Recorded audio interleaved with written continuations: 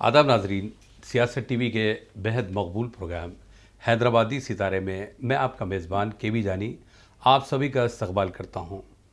दोस्तों, आज हम एक ऐसी शख्सियत से बात करने जा रहे हैं जिनको आपने सोशल मीडिया के ज़रिए इनकी शायरी को सुना और काफ़ी दाद से नवाजा, और वो ये बहुत सारे रील्स के ज़रिए हो या फिर अलग अलग कंटेंट के ज़रिए काफ़ी वायरल माने जाते हैं। दिल्ली के जानी मानी शख्सियत, शायरी में भी धूम मचाते हैं।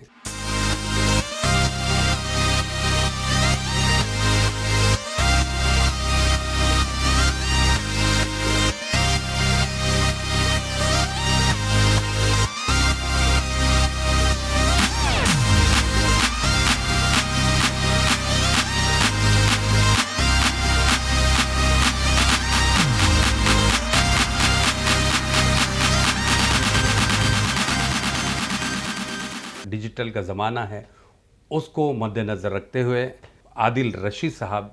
आप क्यों रोएंगे मेरी खातिर, फर्ज ये सारे इस गुलाम के हैं, दिन में 100 बार याद करता हूँ, पासवर्ड सारे तेरे नाम के हैं। आदिल रशीद साहब हमारे साथ मौजूद हैं। हैदराबादी सितारे प्रोग्राम के लिए हमने इन्हें मदऊ किया है, चूँकि वो एक हैदराबाद में मुशायरा पढ़ने के लिए तशरीफ़ लाए थे। आज आपकी मुलाकात करवाते हैं जनाब आदिल रशीद साहब से। आदिल रशीद साहब, बहुत बहुत इस्तकबाल किया जाता है। सबसे पहले तो आपने हैदराबादी सितारे में हमें वक्त दिया, बहुत मकबूल आपका प्रोग्राम है और अल्लाह करे और भी मकबूल हो।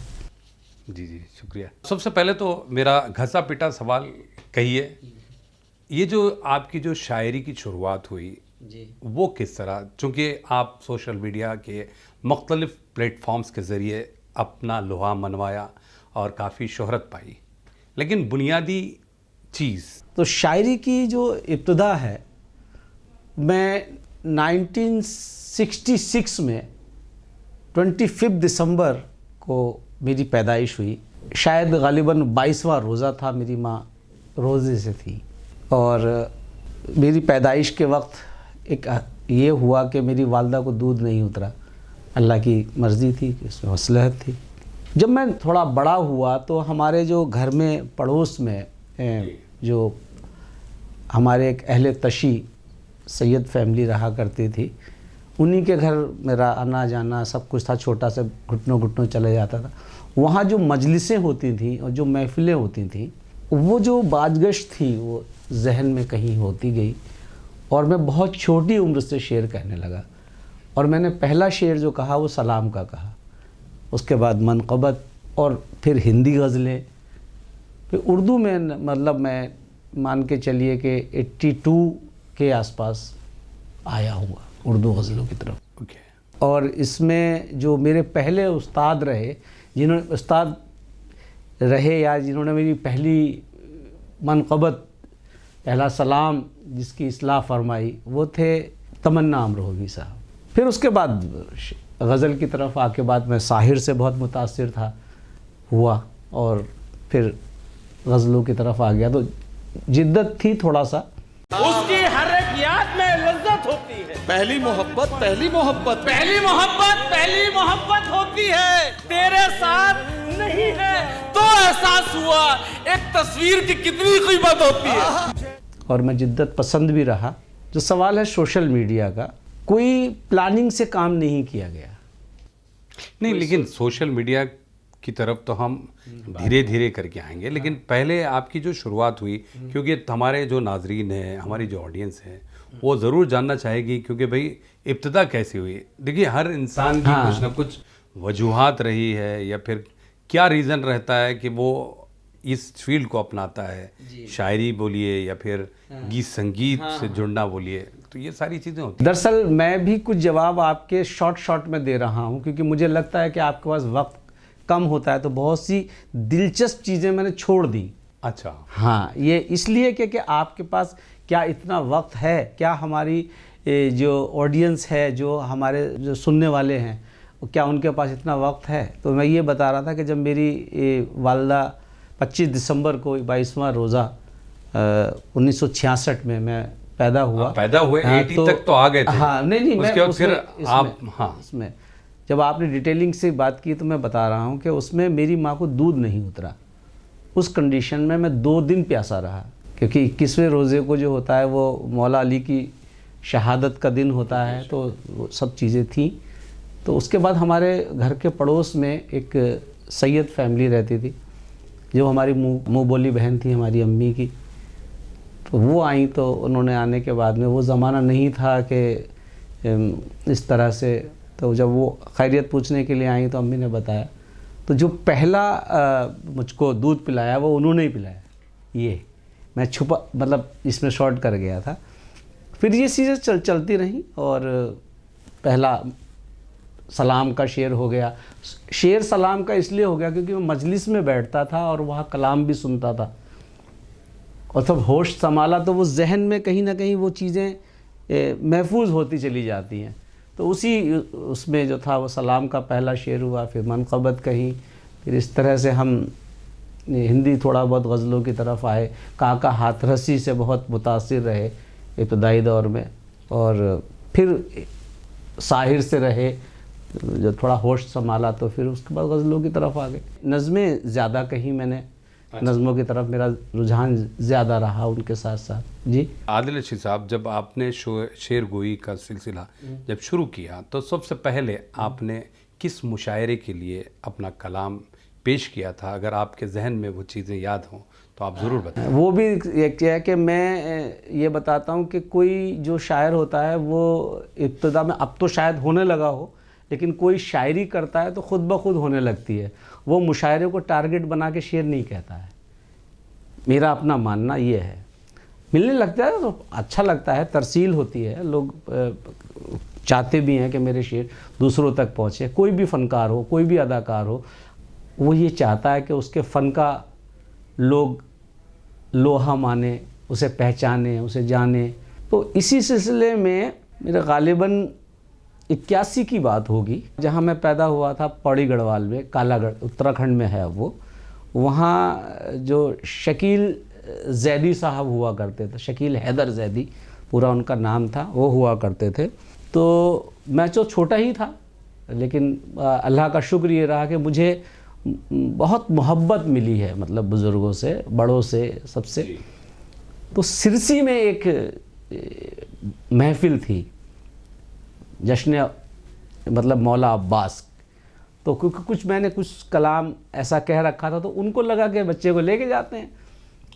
छोटा सा था और ले गए उस महफिल में। पहली बार मैंने सिरसी में जो था वो, आप उसे महफिल कहिए या पब्लिकली मुशायरा कहिए, जो भी कुछ कहिए, वो सबसे पहले मैंने जो था वो हुसैन डे के उन्वान से एक सिरसी में था, वो पढ़ा था मैंने 1981 में। तुम्हें मनाने में ये भी सितम उठाना था। वाह वाह वाह। वहाँ भी गए हैं जहाँ न जाना था। तुम और गैर से हंस के बात कर लेते, हमें पता है कि मकसद हमें जलाना था। वाह वाह वाह। उसके बाद फिर ये सिलसिला चल पड़ा, या फिर आप दरमियान में शायरी को तर्क कर दिया था, फिर सोशल मीडिया आया, फिर ये रहा 81 से लगा करके 86 तक।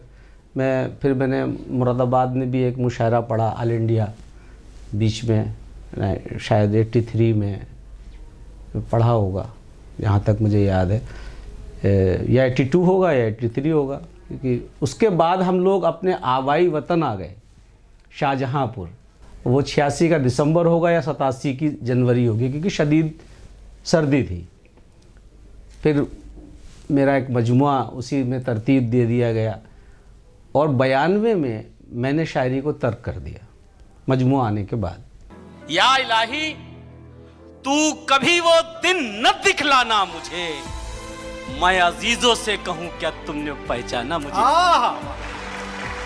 मैंने जॉब कर ली थी दिल्ली में। मैं बता रहा हूँ कि मैं हिजरत करके दिल्ली कैसे आया। मैं रोज़ी रोटी की तलाश में दिल्ली आ गया था।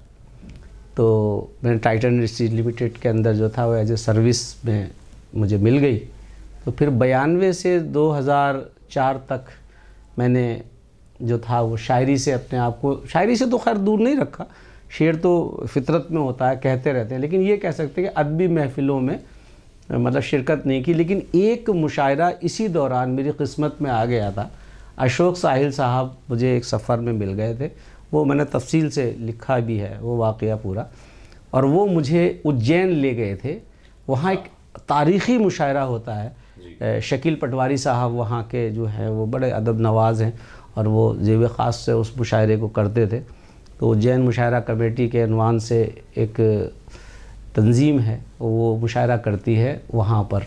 एटलस चौराहे का मशहूर मुशायरा होता है 1997 में। वो 23 दिसंबर 1997 को मैंने मुशायरा, फिर मैं मुशायरे से फिर बैठ गया। अब उसके बाद में 2004 में मैं दोबारा आया। तब तक मेरा नाम आदिल रशीद नहीं होता था, चांद तिलहरी होता था। ओके। हाँ, फिर मैं मतलब ये समझ लीजिए कि 2004 में आदिल रशीद के नाम से फिर दोबारा से फिर मैं मुशायरों में आ गया 2004 में, और चलता रहा।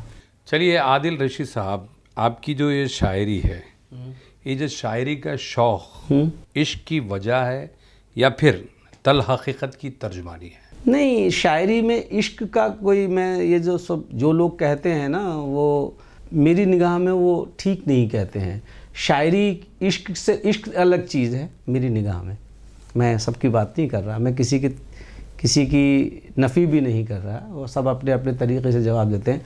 दरअसल आप अपने आसपास होते हुए वाक़यात को कैसे देखते हैं जी, और उनको लफ्ज़ों में कैसे परोते हैं, उस बात को, वो जो आपके सामने हुआ है उसको आप लफ्ज़ दे देते हैं, उसको आप शायरी का जामा पहना जो आसपास आपके गुज़र रहा होता है।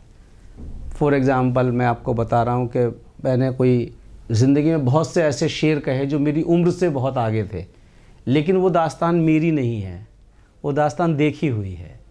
गिरती हुई कदरों को मियाँ कुछ नहीं कहना, हमने ही लगाया नहीं तालीम का पौधा, ये मेरा शेर था।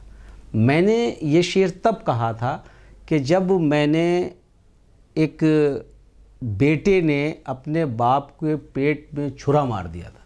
अब ये वाक़या नहीं नज़्म हो सकता पूरा, लेकिन मैंने ये महसूस किया कि इसके पीछे तालीम याफ्ता ना होना उस बच्चे का बुनियादी वजह थी। अगर वो तालीम याफ्ता होता तो वो अखलाकी क़दरों पर, इंसानी क़दरों पर इस तरह पामाल मतलब तरीक़ा नहीं अपनाता।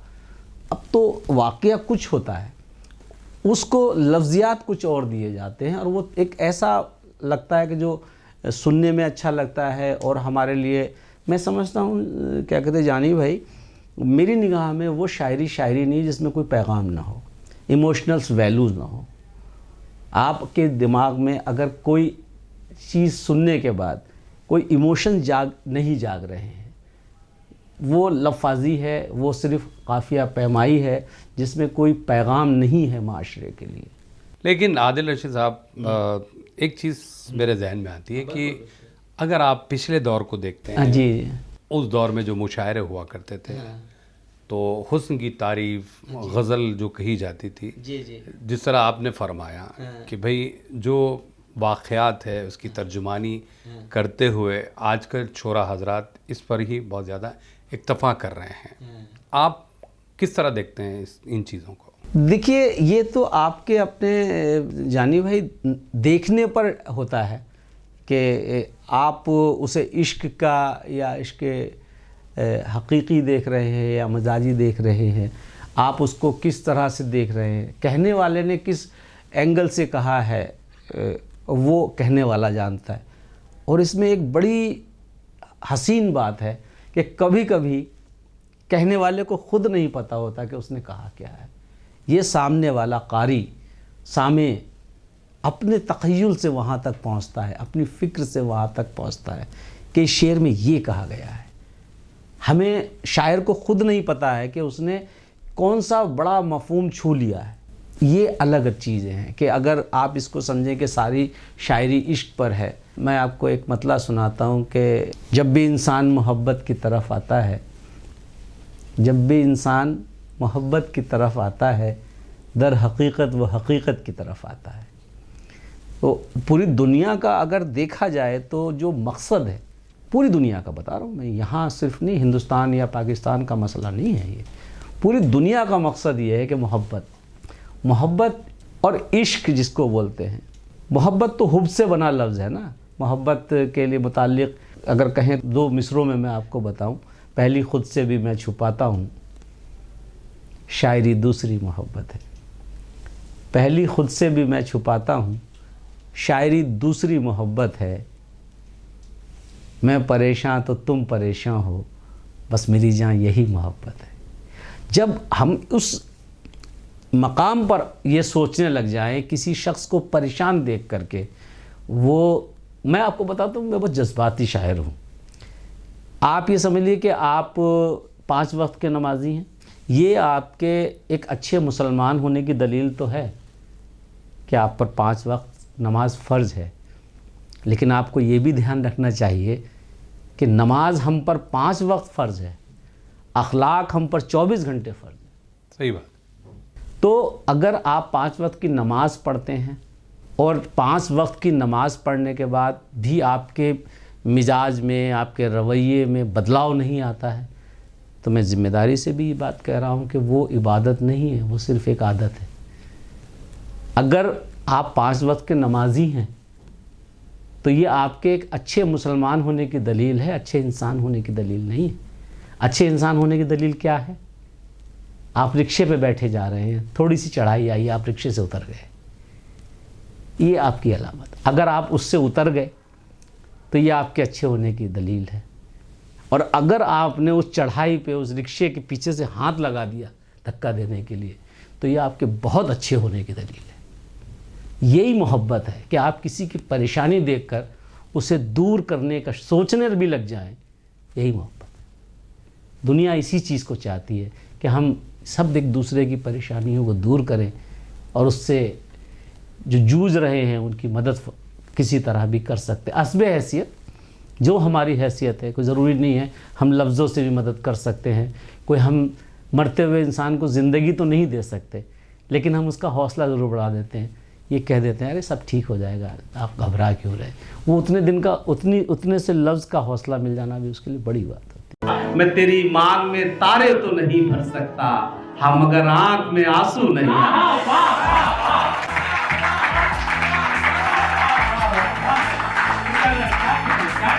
नहीं, लेकिन मेरी जो बात थी वो अधूरी की अधूरी रह गई।